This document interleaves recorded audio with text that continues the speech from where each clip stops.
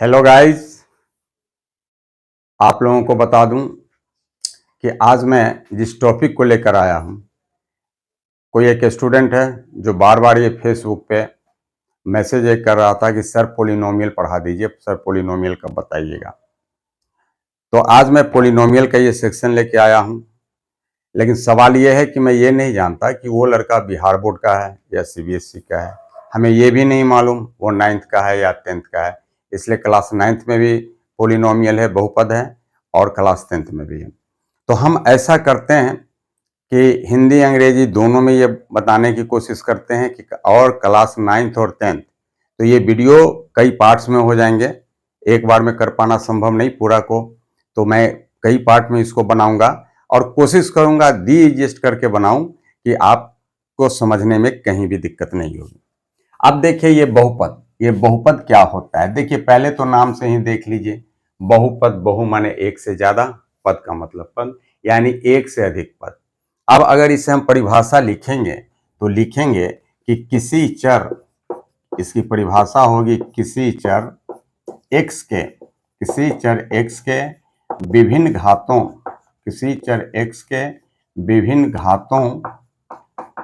विभिन्न घातों वाले पदों को प्राप्त करने से पदों को प्लस या माइनस चिन्ह से एकत्रित करने पर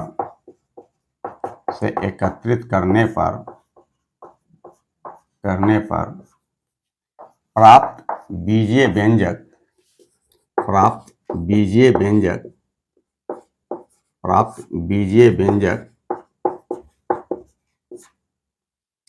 px बराबर a0 plus a1x plus a2x square करते करते an x का पावर n चर x का बहुपद कहलाता है, चर x का बहुपद कहलाता है जहां a0, a1, a2, an वास्तविक संख्याएं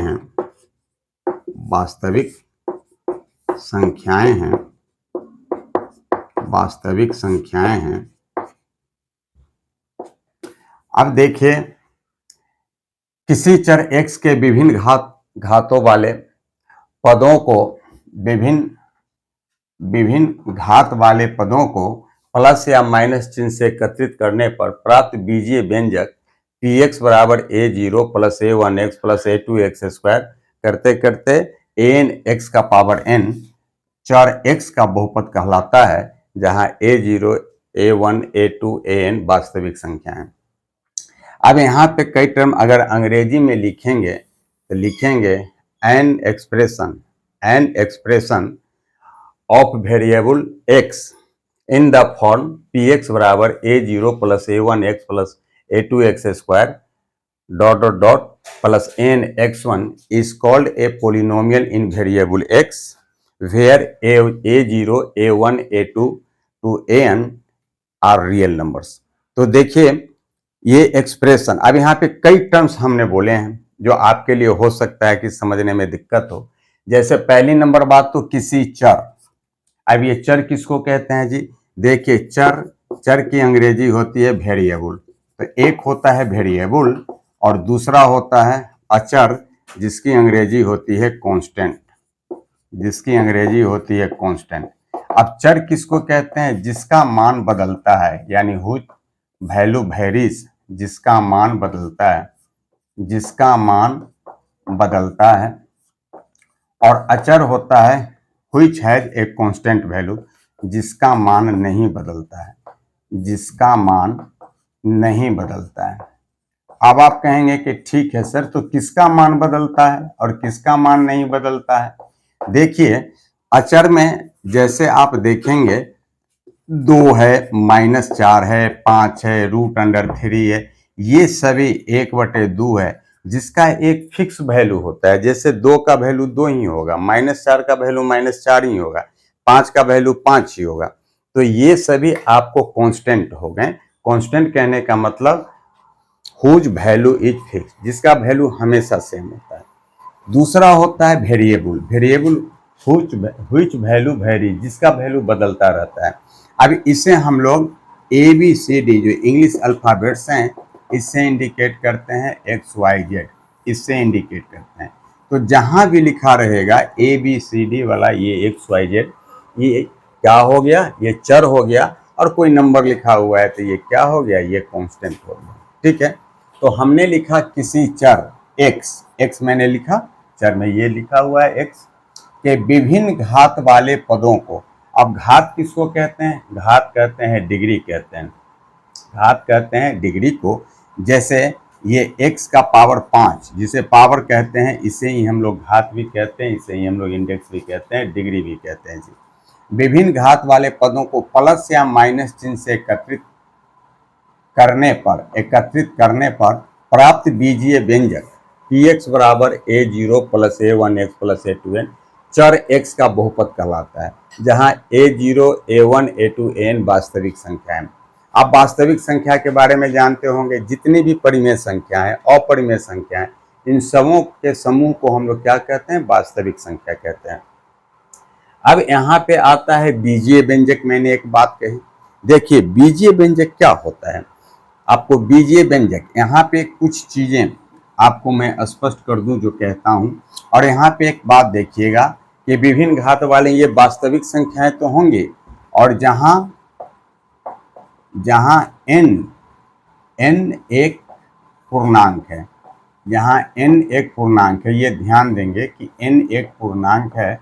आई मीन अंग्रेजी में बोलेंगे where n is a whole number. आपको होल नंबर पता है क्या होता है, ये होल नंबर पूर्ण संख्या होती है। ये कहाँ से शुरू होता है, 0 होता है, 1 होता है, 2 होता है, 3 होता है, 4 होता है। यानी नेचुरल नंबर, प्राकृतिक संख्या और 0 के समूह को हम लोग क्या कहते हैं, हम लोग पूर्ण संख्या कहते हैं। तो यह जहाँ n एक पूर्ण संख्या है, n एक पूर्ण संख्या है। आप कहीं कहीं देखेंगे लिखा हुआ कि जहाँ n एक अऋणात्मक पूर्णांक है। अब अऋणात्मक पूर्णांक, आप ऋणात्मक पूर्णांक के बारे में मालूम है, माइनस वाले प्लस वाले सबके समूह को हम लोग कहते हैं पूर्णांक कहते हैं। तो अऋणात्मक पूर्णांक, तो जो अऋणात्मक पूर्णांक होंगे वही क्या होगा, ये पूर्ण संख्या होगा। तो ये कंफ्यूज नहीं करेंगे कि ये आपको अऋणात्मक पूर्णांक और पूर्ण संख्या में कंफ्यूज नहीं करेंगे, दोनों कहने के दो अंदाज है, बात एक ही होती है। अब देखिए, आप बोलेंगे कि सर देखो ये तो आपने बात कह दी कि an expression in the form of px equal to a0 plus a1x plus a2x square to an xn is called a polynomial in x, where a0, a1, a2, an are real numbers and n is a whole number। इसका उदाहरण कैसे होगा, मैं बोल रहा था बीजीय व्यंजक के बारे में। देखिए, अगर कुछ भी लिखा हुआ हो x square plus 3x plus 5, ये आपका व्यंजक हो गया, जिसे हम लोग कहते हैं एक्सप्रेशन कहते हैं। क्या कहते हैं, ये आपका एक्सप्रेशन कहते हैं। और अगर इसी में बराबर का साइन अगर पास साथ में हो, जैसे 5 बराबर 0 अगर लिखा है, कोई बराबर का चिन्ह अगर लिखा हुआ है, तो यह आपका समीकरण हो जाता है, इक्वेशन हो जाता है। ध्यान देंगे, यहाँ बराबर के बाद 0 हो, 3 हो, 5 हो, कुछ भी हो, 7 हो, ये सभी क्या होंगे, समीकरण। अगर इक्वल का साइन कंटेन करता है, बराबर का साइन है, तो वो क्या कहलाएगा, ये समीकरण कहलाएगा। इससे हम लोग इक्वेशन कहते हैं। और अगर लिखा हो px बराबर x square plus 3x plus 5, तो ये x का बहुपद कहलाएगा। ये क्या हो गया, पोलिनोमियल हो गया, यानी x का बहुपद कहलाया, ये पोलिनोमियल कहलाया, ये पोलिनोमियल कहलाता है। देखिए, px का मतलब होता है पोलिनोमियल इन x, पोलिनोमियल इन x, पोलिनोमियल इन x यानी x का बहुपद। देखिए, एक बात यहाँ पे जो लिखी रहती है, ये px लिखा तो ये बात की गारंटी हो गई कि इधर सिर्फ और सिर्फ वेरिएबल x ही मिलेगा, y नहीं मिलेगा। जेड नहीं मिलेगा, ए नहीं मिलेगा, बी नहीं मिलेगा, सिर्फ और सिर्फ एक्स ही मिलेगा। ये बातें अगर यहाँ पे लिखा हुआ है पी वाई यानी ये पोलिनोमियल इन वाई, तो ये गारंटी हो जाएगी बच्चों कि बाहर इधर जो भी होगा सिर्फ वाई वेरिएबल ही होगा, दूसरा कुछ नहीं हो सकता है। और अगर जेड यहाँ पे लिखा हुआ है आई मीन जेड का बहुपद, I mean polynomial in Z, और इधर जो भी होगा जेड वेरिएबल ही होगा, दूसरा कोई भी वेरिएबल नहीं होगा। ठीक है, अब देखिए ये पोलिनोमियल तो ये हम समझ गए। आप बोलेंगे कि देखिए सर ये आपने बताया कि ये पोलिनोमियल होगा, तो पोलिनोमियल पी जेड अगर लिखा है तो जेड के टर्म्स होंगे, और यहाँ पे एक्स का वैल्यू, एक्स का जो पावर होगा उसका वैल्यू कभी भी आपको ऋणात्मक नहीं होना चाहिए। जब भी होगा तो ये आपका कोई ना कोई पूर्ण संख्या होगा, यानी अधनात्मक पूर्णांक ही होगा, नॉन निगेटिव इंटेजर्स ही होगा। अब यह क्वेश्चन बार बार पूछ देता है, आपको दे देगा, ये बिहार बोर्ड में भी आता है जी, मैंने बताया अभी 9th में का भी है, 10th का भी है, ये CBSE में भी जो ऑब्जेक्टिव क्वेश्चन पूछते हैं वहाँ पे भी ये आता है।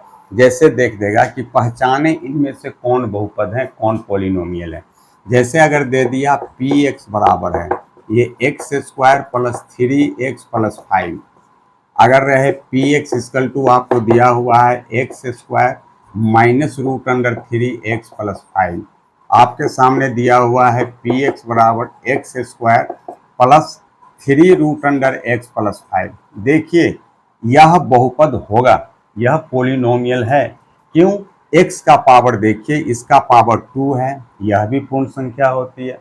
यहाँ देखिए पूर्ण संख्या बोले तो होल नंबर होती है, यहाँ x का पावर जहाँ कुछ नहीं दिखता है वहाँ 1 है, इसलिए ये बहुपद होगा, यानी ये पोलिनोमियल है। यहाँ आप देखेंगे x square minus root under 3x plus 5, root से घबराएंगे नहीं, रूट से घबराना नहीं है। ये रूट किस पे है? रियल नंबर है ना, ये रूट अंडर 3 रियल नंबर है। एक्स पे तो पावर नहीं है निगेटिव वाला, एक्स का पावर तो बटा वाला नहीं है, इसलिए यह भी पोलिनोमियल होगा। और यहाँ देखिए ये एक्स स्क्वायर है, ये 3 रूट अंडर एक्स, अब ये पोलिनोमियल नहीं होगा। क्यों? रूट अंडर का मतलब आप जानते हैं, रूट अंडर एक्स का मतलब एक्स का पावर 1/2 हो गया, और 1/2 पूर्ण संख्या नहीं होती है, होल नंबर नहीं होता है, इसलिए ये बहुपद नहीं होगा, ये नॉट ए पोलिनोमियल, यह आपका पोलिनोमियल नहीं होगा, नॉट ए पोलिनोमियल, यह आपका बहुपद नहीं होगा। अब ऐसा भी पूछ देता है, फिर बता दूं, ऐसे क्वेश्चन ऑब्जेक्टिव में आ जाता है एक्स का power cube plus 4/x square plus 5, ये पोलिनोमियल है कि नहीं है? यह पोलिनोमियल नहीं होगा। इसलिए नहीं होगा कि आप जरा देखिए x³ प्लस 4 और नीचे से ऊपर जाएगा तो x का पावर क्या हो गया? -2 प्लस 5। बच्चों आप पढ़ चुके हैं पहले भी कि 1/5 बराबर क्या होता है? 5 का पावर -1। 1/5 का पावर 2 बराबर 5 का पावर -2 होता है। तो यहाँ देखिए, यहाँ हम लोग देखते हैं कि x का पावर निगेटिव है, यानी ये ऋणात्मक संख्या है और ये पूर्ण संख्या नहीं है, इसलिए ये बहुपद नहीं होगा, ये नॉट ए पोलिनोमियल। तो आपको मैं बता दूं, वो थोड़ा देख लेंगे, सॉल्व कर लेंगे, और सॉल्व करके यहाँ 4/x स्क्वायर था तो ये थोड़ा चेक कर लिए, ऊपर जाएगा माइनस हो जाएगा, यह पोलिनोमियल नहीं है। तो ये थोड़ा सॉल्व करके, अगर सॉल्व करने के लिए दिया है, थोड़ा सॉल्व करके सिंप्लीफाई कर लेंगे, और फिर आप पहचान लेंगे x का पावर सिर्फ और सिर्फ होल नंबर होना चाहिए, यानी 0, 1, 2, 3, 4, 5 होना चाहिए, कोई बटा में नहीं होना चाहिए, माइनस में नहीं होना चाहिए। अब हम समझते हैं कि आप निश्चित रूप से पोलिनोमियल को पहचानना समझ गए होंगे कि कौन पोलिनोमियल है और कौन पोलिनोमियल नहीं है। अब देखिए आगे बढ़ते हैं जी। ये वीडियो कई पार्ट में बनेंगे, क्योंकि मैं बताया 9th और 10th दोनों का मैं एक साथ लेके चल रहा हूँ कि दोनों क्लासेज इसमें कवर अप हो जाए। अब देखिए आपको आ जाएगा कि राइट द टर्म्स ऑफ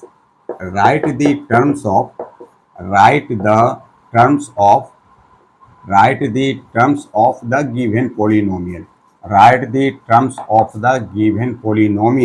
यानी दिए गए पोलिनोमियल, दिए गए, इसकी हिंदी हो जाएगी दिए गए बहुपद के पदों को लिखें, दिए गए बहुपद के पदों को लिखें। अब दिए गए बहुपद के पदों को लिखें, बहुत आसान सी बात, और ये क्वेश्चन पूछ देगा। अगर px बराबर लिखा हुआ है x square minus 5x plus 6, px बराबर अगर लिखा हुआ है x cube plus 4x square minus 6x plus 7, देखिए कितनी आसान सी बात है। बहुपद के पद, बहुपद के पद यानी terms of the polynomial, terms of the polynomial. देखिए मैं हिंदी अंग्रेजी दोनों में लिख दे रहा हूं कि दोनों ही मीडियम के स्टूडेंट्स को ये फायदा कर जाएगा। हमें पता नहीं जिस लड़के ने पूछा है वो हिंदी मीडियम का है या इंग्लिश मीडियम का है। खैर, जितने भी टर्म्स हैं सबको कॉमा लगा के अलग अलग कर दीजिए। जैसे इसका पद कौन कौन हो गया, एक्स स्क्वायर है, जहां से भी प्लस माइनस से अलग किया हुआ है उन सबों को अलग कर दीजिए। एक्स स्क्वायर कॉमा ये क्या हो गया 5x, ये क्या हो गया 6, ये आपका आंसर हो गया। इसमें बहुपद के पद अगर लिखना है हमें, क्या हो जाएगा एक्स क्यूब हो जाएगा, फिर कॉमा 4x स्क्वायर हो गया, कॉमा माइनस 6 हो गया, कॉमा 7 हो गया। अब हम समझते हैं कि आपको अगर बहुपद के पद लिखने के लिए आ जाए तो आपको कहीं पे भी कोई दिक्कत नहीं होगी। अब यहाँ पे एक चीज और बताता हूँ कि इसमें गुणांक लिखने के लिए आ जाएगा। जैसे कहेगा कि कोई टर्म दे देगा, कहेगा कि इसका गुणांक लिखिए, यह भी बहुत अच्छी बात। कोएफिशिएंट लिखने के लिए गुणांक की अंग्रेजी कोएफिशिएंट होता है जी। जैसे px बराबर लिखा हुआ है 2x4 minus 5x cube plus 3x square plus 7x plus 9। अब देखिए x4 का गुणांक, x4 का गुणांक, अगर गुणांक पूछे, गुणांक की अंग्रेजी क्या होती है कोएफिशिएंट, यानी coefficient of x to the power 4, coefficient of x to the power 4 मतलब x टू द पावर के 4 के साथ किसका गुना है, गुणांक यानी गुणा का अंक। गुणांक मीन्स गुणा का अंक, यानी किस संख्या से गुना हो रहा है। तो ये x4 के साथ किसका गुना है, 2 का गुना है। तब एक कोएफिशिएंट ऑफ x4 बराबर क्या हो जाएगा 2। इसी तरह से अगर है एक्स क्यू का गुणांक, यानी कोएफिशिएंट ऑफ एक्स क्यू के साथ कितने का गुना है -5 का, माइनस का साइन रहेगा तो लिखेंगे ही लिखेंगे। देखिए जी यहाँ पे भी सबके आगे प्लस का साइन रहता है, जहाँ कोई भी साइन नहीं दिया रहता है तो हम माइनस का साइन है तो लिखेंगे ही लिखेंगे। क्या लिखेंगे -5, यहाँ भी प्लस का साइन था लेकिन प्लस का साइन नहीं लिखा जाता है तो नहीं लिखा हमने 2। अगर रहे एक्स स्क्वायर का गुणांक, एक्स स्क्वायर का गुणांक कितना हो जाएगा 3 हो जाएगा। एक्स का गुणांक कितना हो जाएगा, ये 7 हो जाएगा। अच्छा एक बात बताइए, अगर रहे x के पावर 0 का गुणांक, अब यहाँ पे देखिए x के पावर 0 का, आपको पता है किसी भी संख्या का पावर 0 होने पे वैल्यू कितना होता है 1 होता है। अब ये 9 हम लिख सकते हैं या 9 के पावर 9 इंटू एक्स का पावर 0 लिख सकते हैं। तो अगर ऐसा देख के पूछ दे x के पावर 0 का गुणांक, तो जो भी कांस्टेंट लिखा है उसे हम लोग लिख लेंगे, ठीक है। इसलिए कि किसी भी चीज का पावर 0 होने पे वैल्यू 1 होता है। जैसे x के पावर 99 का भी वैल्यू कितना हो गया 1, x का पावर 111 का भी वैल्यू कितना होता है 1, 3 का पावर x के पावर 0 का भी वैल्यू 1, x के पावर किसी भी चीज का अगर रहे y के पावर 0 का वैल्यू तो ये भी 1, 3 का पावर, ये 3 का पावर या 33 का पावर 0 बराबर भी क्या होता है 1 होता है। तो किसी भी चीज का पावर 0 होने पे वैल्यू 1 होता है। इसलिए अगर पूछे x के पावर 0 का तो जो कांस्टेंट होगा उसे हम लिख लेंगे, कोई दिक्कत। अब हम समझते हैं कि आप इसे समझ गए होंगे गुणांक कैसे लिखा जाता है। आइए अब आगे बढ़ते हैं कि ये टाइप ऑफ पोलिनोमियल। अच्छा एक होता है पोलिनोमियल का डिग्री ऑफ पोलिनोमियल क्या होता है, पोलिनोमियल का घात क्या होता है। Degree of polynomial, degree of polynomial, degree of polynomial यानी बहुपद का घात। बहुपद का घात किसे कहते हैं? बहुपद का घात। तो देखिए, चर का सबसे बड़ा घात, चर का सबसे बड़ा घात, चर का सबसे बड़ा घात, घात बहुपद का घात कहलाता है, बहुपद का घात कहलाता है।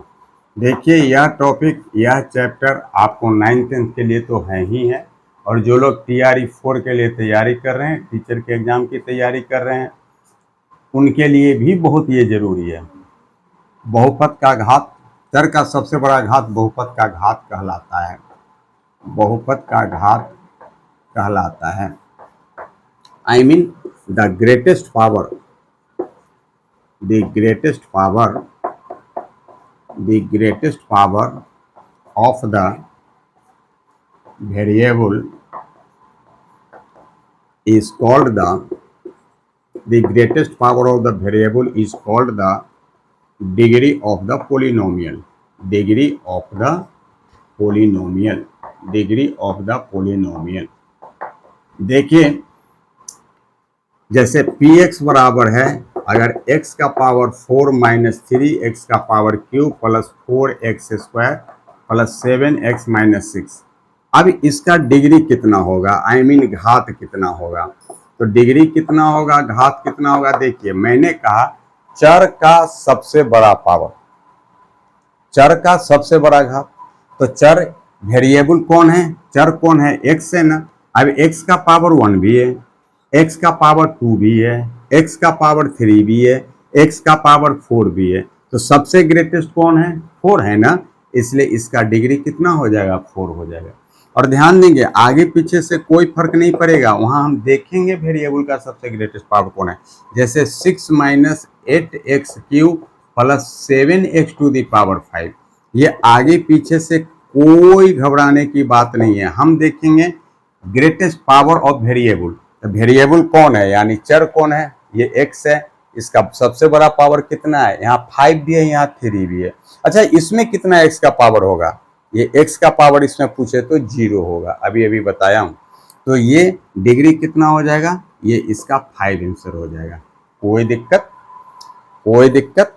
अब हम समझते हैं कि आप ये डिग्री निकालना भी आप जान गए होंगे। देखिए, ये ऑब्जेक्टिव क्वेश्चन में पूछता ही पूछता है। फिर बता दूं, जो टीचर के लिए ट्राई कर रहे हैं, TRE 4 के लिए या किसी भी कम्पिटिटिव एग्जाम के लिए जिसमें मैथ का सेक्शन का आना है क्वेश्चन, उनके लिए बहुत इंपॉर्टेंट और पूछता ही पूछता है।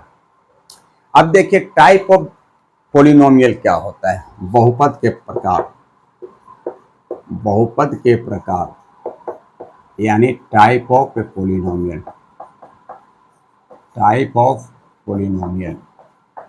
देखिए, टाइप ऑफ पोलिनोमियल को दो बेसिस पे हम लोग कैटेगराइज करते हैं, दो तरह से हम लोग देखते हैं। एक तो होता है नंबर ऑफ टर्म्स के आधार पे, और दूसरा होता है पावर के आधार पे।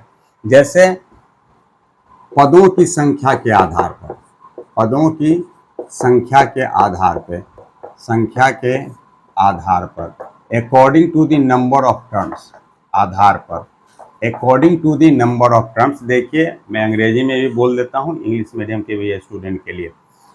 पदों की संख्या के आधार पे according to the number of terms. पहला होता है ये आपको एक पदी, जिसे हम लोग बोलते हैं मोनोमियल, मोनोमियल यानी जिसमें एक पद हो, हैविंग वन टर्म, जिसमें एक पद हो, जिसमें एक पद हो, हैविंग वन टर्म। देखिए, सब बात को उतनी हिंदी उतनी अंग्रेजी नहीं लिख रहा हूँ कि उसमें बहुत ज़्यादा समय लग जाएगा, इसलिए मैं बोल देता हूँ, कुछ को हिंदी में बोल लेता हूँ तो अंग्रेजी में लिख देता हूँ, अंग्रेजी में लिखता हूँ तो हिंदी में बोल देता हूँ। जिसमें एक पद हो, जैसे देखिए px बराबर है 5, एक पद है, हो सकता है 5x लिखा हुआ हो सकता है 5x स्क्वायर लिखा हुआ हो, कुछ भी लिखा हुआ है। अच्छा, अगर सिर्फ px बराबर 5 या 7 कोई भी कांस्टेंट नंबर लिखा हो तो इसे हम लोग कांस्टेंट पोलिनोमियल भी कहते हैं, हम लोग कांस्टेंट पोलिनोमियल भी कहते हैं, अचर बहुपद, इसलिए कि इसका मान नहीं बदलेगा, x का कुछ भी मान लेंगे, वैल्यू कितना रहेगा 7 रहेगा। खैर, दूसरा होता है द्विपदी।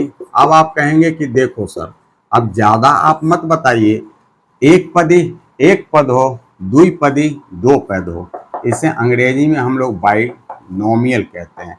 जैसे आप देखिए, पी एक्स बराबर अगर लिखा हो 2x² + 5x, ये द्विपदी हो गया। पी एक्स बराबर अगर सपोज कीजिए 3x + 7 हो गया, ये द्विपदी हो गया।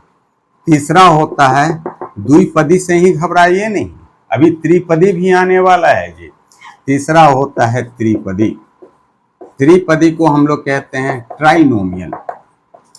ट्राइनोमियल आप समझ सकते हैं जिसमें 3 पद हो, having 3 terms. Having 3 terms is called a trinomial. जैसे आप देखो, पी एक्स बराबर लिखा हुआ हो x² + 3x + 5 है, आपको पी एक्स बराबर कुछ भी हो जाए 3x² - 2x + 7, आप देख सकते हैं 1 2 3 टर्म है, तो नंबर ऑफ टर्म्स, और इससे ज़्यादा है तो सबको पोलिनोमियल कर लीजिए, सबको बहुपद कर दीजिए। बहुपद का तो मीनिंग ही होता है हैविंग मोर देन 1 टर्म, ठीक है। अब ये सभी भी बहुपद ही हैं। अब ये संख्याओं के आधार पे थोड़ा नाम हम लोग बांट लेते हैं, लेकिन सभी तो बहुपद ही हैं, इससे ज़्यादा आ जाए सबको बहुपद कर लीजिए। ये तो पदों की संख्या के आधार पे था। अब देखिए डिग्री पे, on the basis according to the degree, degree के आधार पे यानी घात के आधार पे कितने तरह का होते हैं। अब देखिए, ये घात के आधार पर, घात के आधार पर, on the basis of degree. अब डिग्री के आधार पे देखिए, एक होता है रैखिक बहुपद,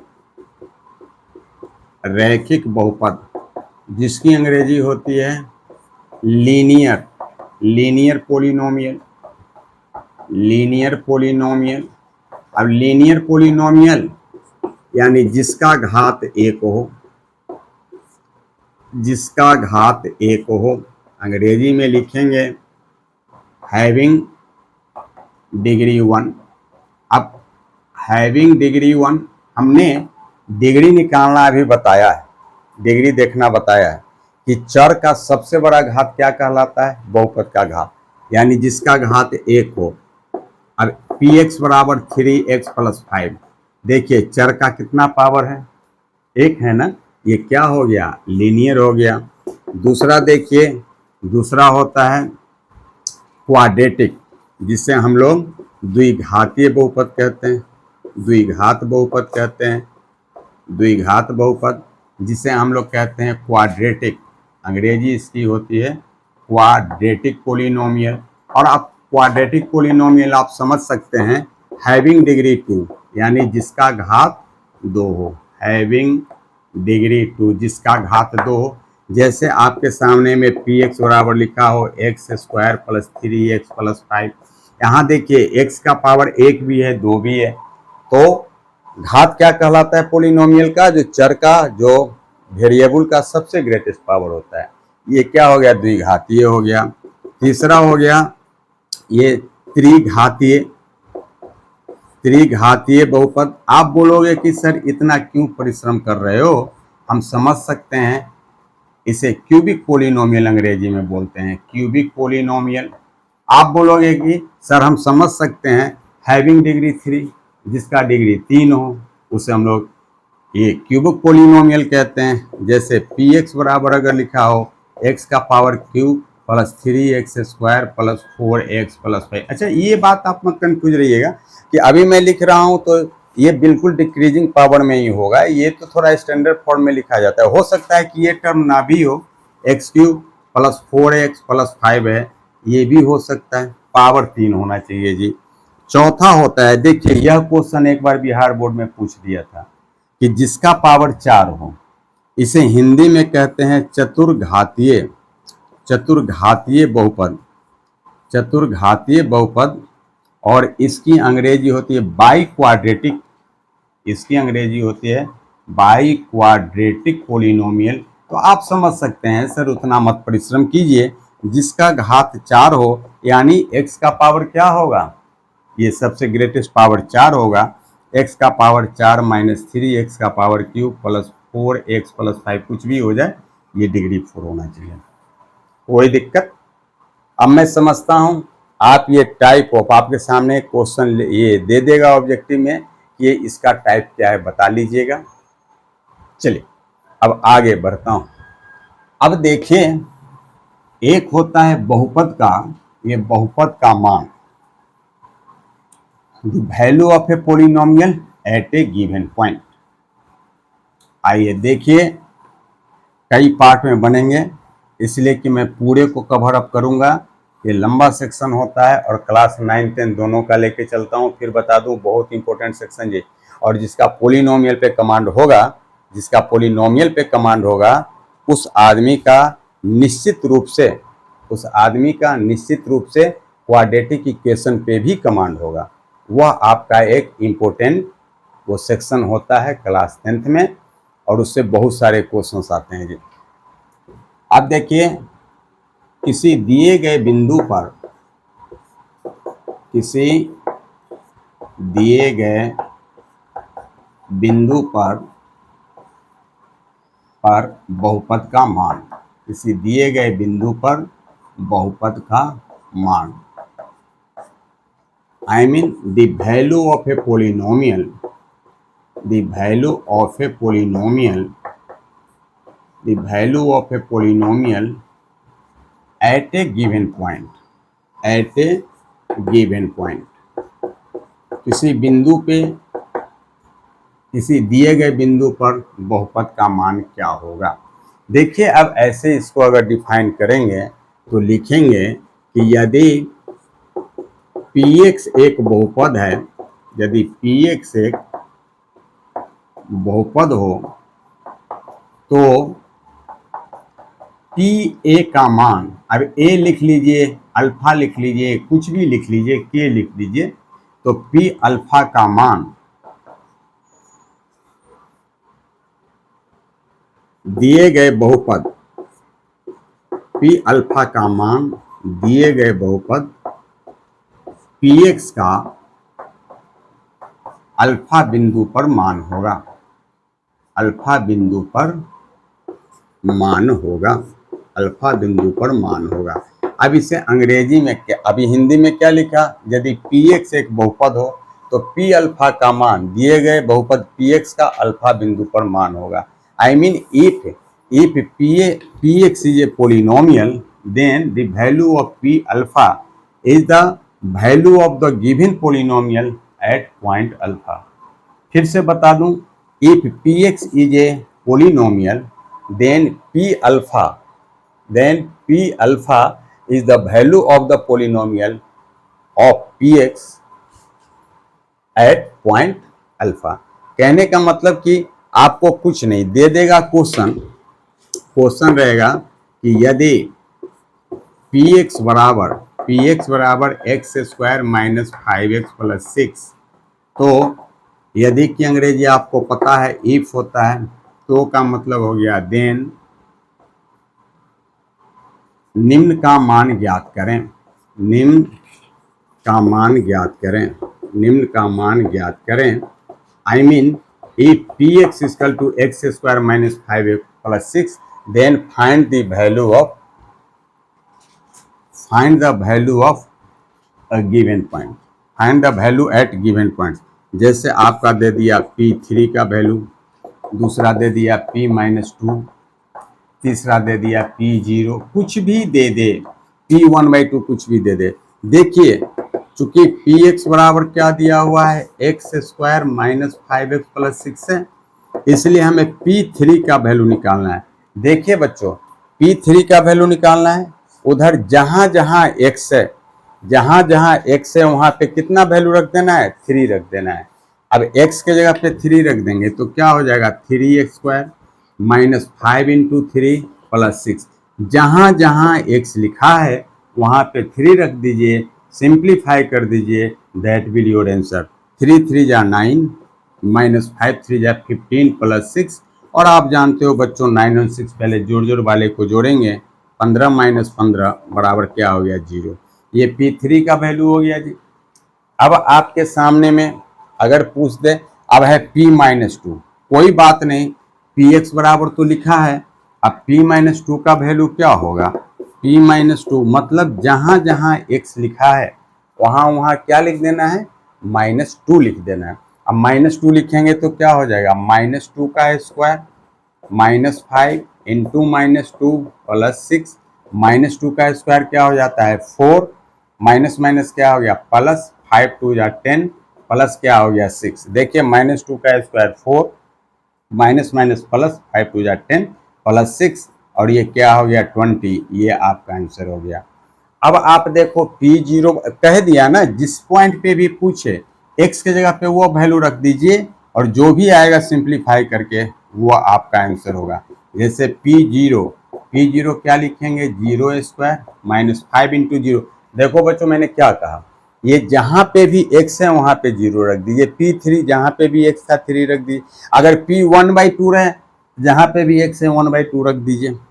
यहाँ पे फिलहाल P0 है, 0 का स्क्वायर माइनस 5 इंटू 0 प्लस 6, और ये क्या हो गया 6 आपका आंसर हो गया। अब हम समझते हैं, यहाँ तक समझने में कोई दिक्कत नहीं होगा।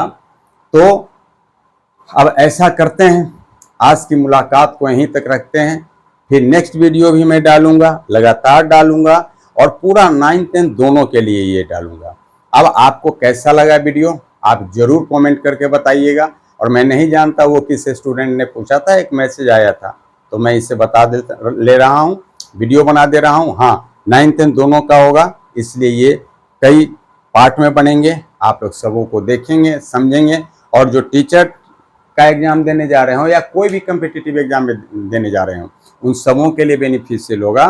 तो आपके अगर घर में रिश्तेदार में हैं, ऐसे लोगों को भी सेंड कर देंगे, बता देंगे, उनका भी फायदा होगा।